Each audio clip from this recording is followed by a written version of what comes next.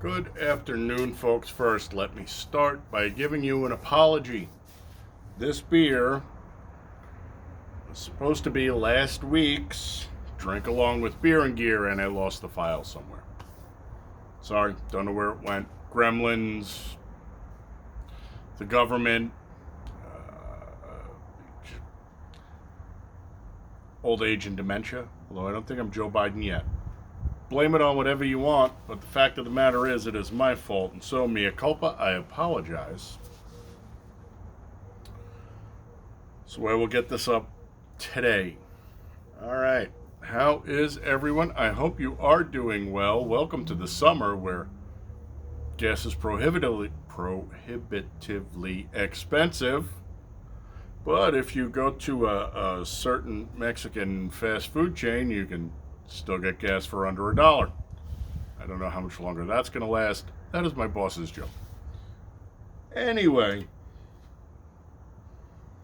hope you guys are doing good. Hope you guys are surviving and thriving, because we are definitely coming in to survive and thrive time.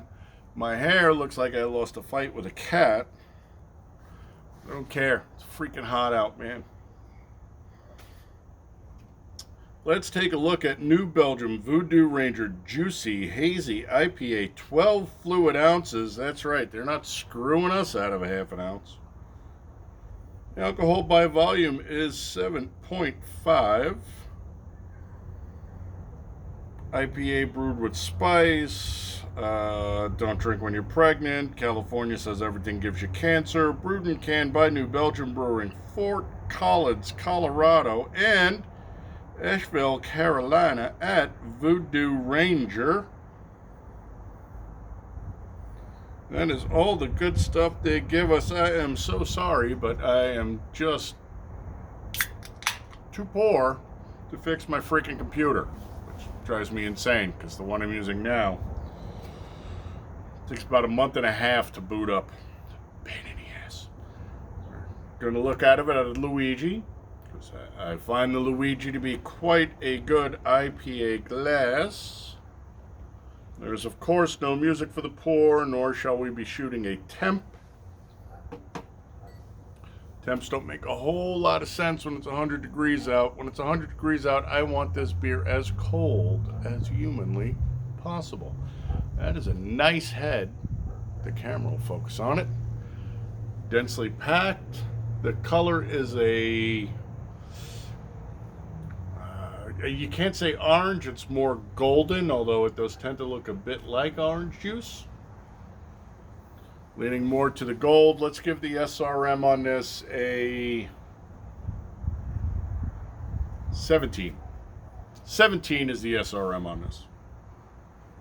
Those look pretty as hell. I will tell you, I do like this beer. I have had a few of these in the past, and I've had one of them today because I just shot the Brewmates video. Look that up. That thing, amazing. Now, if I could just get those guys to pay me for kissing their ass, because game changer, man. The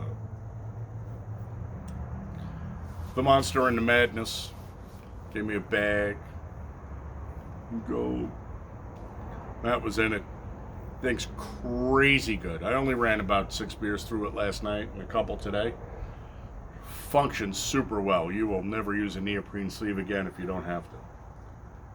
Alright, she's settled down a bit.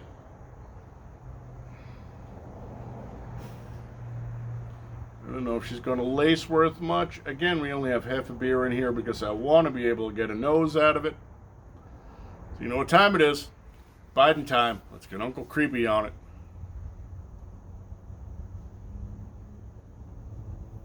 Nice. Citrus. Not a whole lot of pine.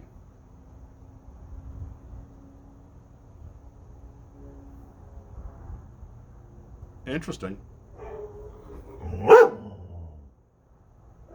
Again, I am not a huge IPA guy. I don't favor them. Not really my style. It looks like she's going to lace pretty nice, though. They're not really my style.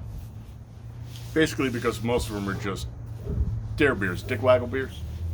Well, but you can't drink this. Bet you're right, because it tastes like I'm licking a beaver's butthole. Not my idea of a good time, but you do you. So, That being said, let's slip it a tongue, see what it's all about.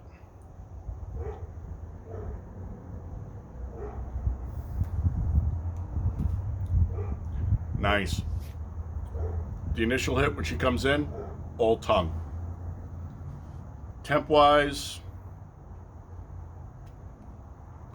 if I had to guess, I'd say about 44, 46. So I think we're in the right window.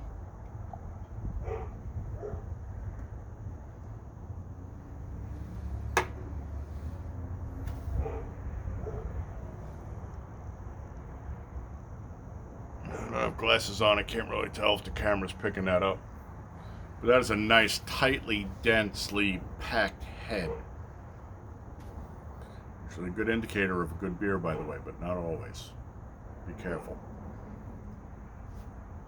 So the initial hit was all tongue.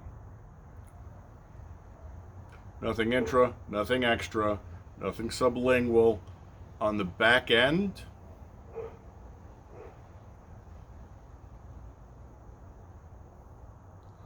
dirty, but not overly so.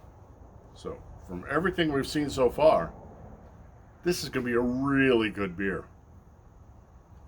Let's get down to business. Let's do some serious drinking.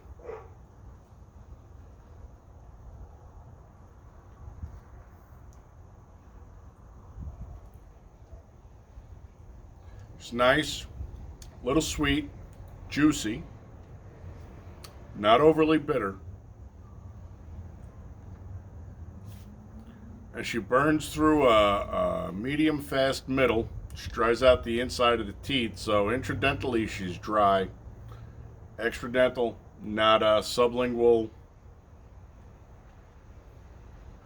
juicy, but not really pulling much of the flavor profile out of there.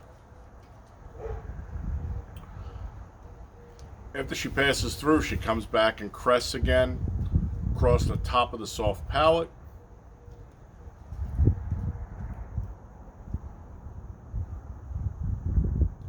On the back end, she's dirty and tasty.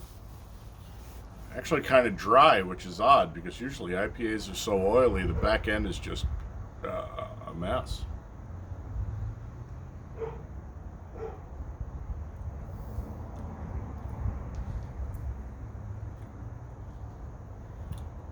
As a non-IPA guy, I really don't find the attraction in dare beers. Don't get me wrong. I'm not 20. I don't have nearly enough hair to put it up in a man bun, and I know which bathroom to use. I don't usually find the attraction in those, but I'm not in a pissing contest with anyone anymore, so I don't care. As far as IPAs go, this is a really, really solid and tasty one. Then again, New Belgium more often is a hit than a miss. They've had some beers I wasn't particularly thrilled with. And you know I like to troll the experimental series stuff. Some of their experimental series is... Speaking of which, I'm waiting for Firestone to pop a new Luponic Distortion, which I haven't seen in forever. It's really, really good. I will add one caveat. She bitters up on the back end after a while. So right now in the back of my throat, around the uvula and the tonsils and stuff, I can taste the bitter.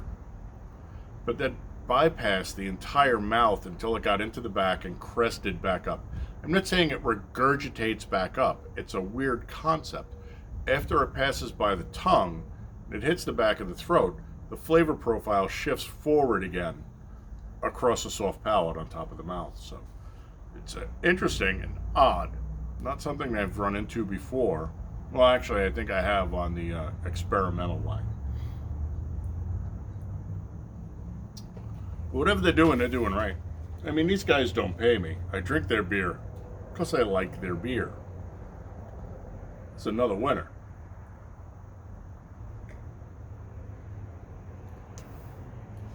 She's warmed up a little more. Flavors opened up a little more.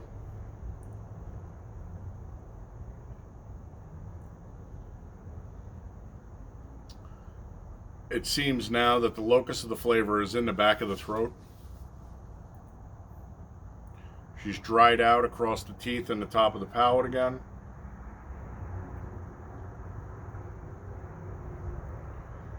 It's a good beer, and she's running 7.5. Squizzy. Now again, I'm in Phoenix. This time of year, I don't want to drink anything this heavy. It's too hot to drink this much alcohol. But whereas normally I would gravitate towards more of a 4.5 and a nice light lager or a pilsner. I don't mean light, I just mean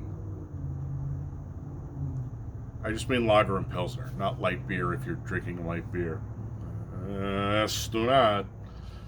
Although I shouldn't be saying that because I have a light hazy inside that we got to do for the channel at some point too.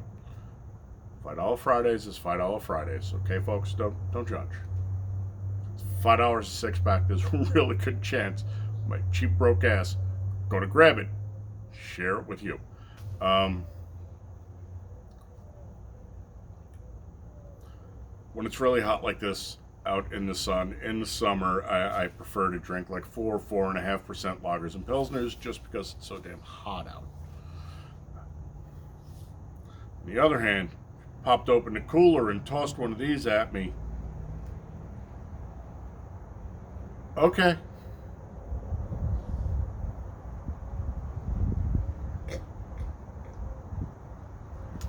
Would I drink this again? Without a doubt. Will it go in a rotation? As long as they keep it out, although it'll be more of a full beer once temperatures start to drop. Would I buy this again? Well, yeah, that's kind of how that works. Otherwise, I can't drink it again.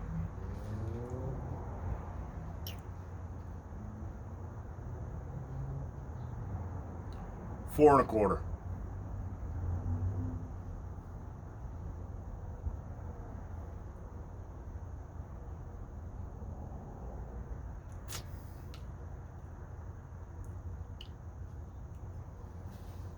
For the lacing fans, of course.